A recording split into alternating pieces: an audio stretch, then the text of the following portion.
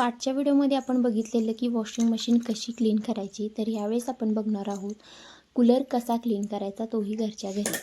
चला तर मग व्हिडिओला सुरुवात करूया. व्हिडिओ शेवटपर्यंत नक्की बघा. इथे 2 स्क्रू होते, ते मी ऑलरेडी आधीच काढून घेतलेले आहेत. नंतर मी हा बॅक पार्ट ओपन करणार आहे. बॅक पार्ट ओपन केल्यानंतर आपण बघू शकता की इथं कूलर किती आपला खराब झालेला आहे. आपण आता हा क्लीन करून घेणार आहोत. फ्रंट आणि बॅक साईड अशा 2 साईड आहेत. मी पहिल्यांदा बॅक साईड ओपन केली. माझ्या कूलरची अवस्था अशी काही होईल असं मला कधीच वाटलंसुद्धा नव्हतं. 3 वर्ष झालं मी तर याला उघडून बघितलंसुद्धा नव्हतं. उन्हाळा आला की आपल्याला याची आठवण येते. बाकीच्या दिवसात काय आपण असाच कुठल्या कोपड्यात पडतो काय सांगता येत नाही. क्लीन करायचं म्हटलं तर आपण काय करतो, वरतून पुसून वगैरे घेतो, पण आतून कधीच खोलून आपण बघत नाही.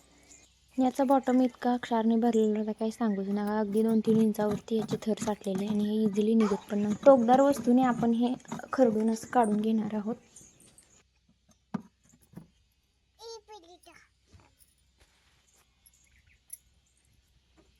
आता समोरची बाजू तुम्हाला दाखवते. ते पाण्याच्या क्षारामुळे हे असं व्हाईट कलरचे डाग उठलेले आहेत. चला मग आपण हे सगळं आता क्लीन करून घेऊया.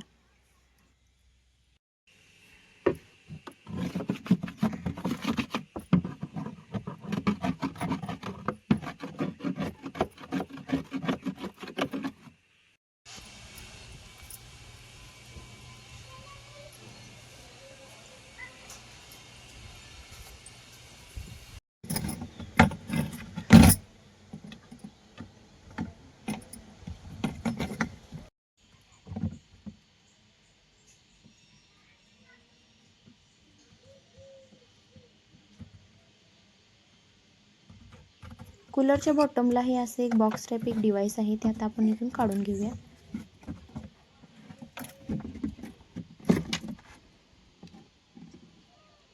आता हे पण सतत पाण्यात असल्यामुळे याची पण अवस्था तुम्ही बघू शकता. याला पण खूप क्षार साठलेले आहेत. आता हे पण आपण क्लीन करून घेणार आहोत.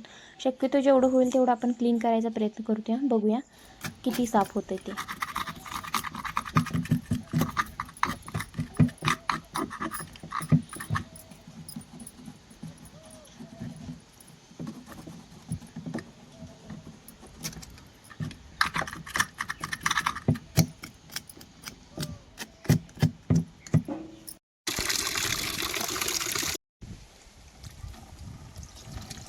आता कूलरच्या पुढच्या बाजूला तुम्ही बघू शकता असे काहीतरी छोटे छोटे होल्स आहेत. ते अगदी पॅक झालेले 1-2 होल्स त्यातले चालू आहेत.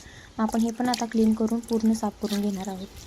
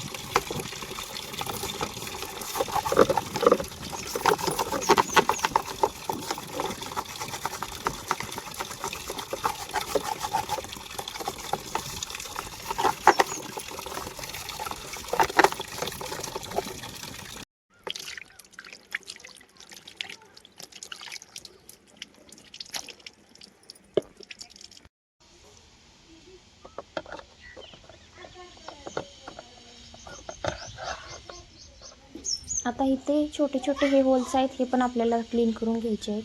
ते पण क्लीन करून घेऊया.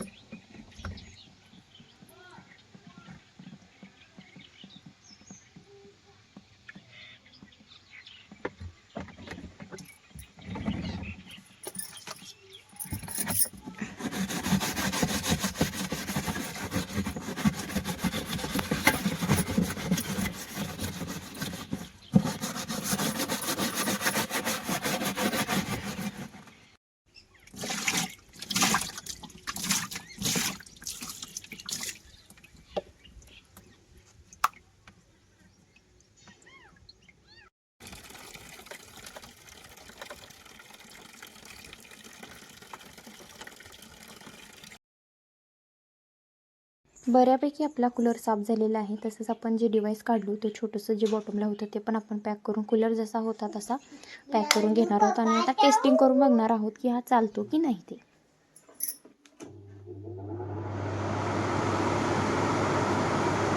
तर इथे हा कूलर साफ होऊन अगदी नव्यासारखा चकचकीत झालेला आहे.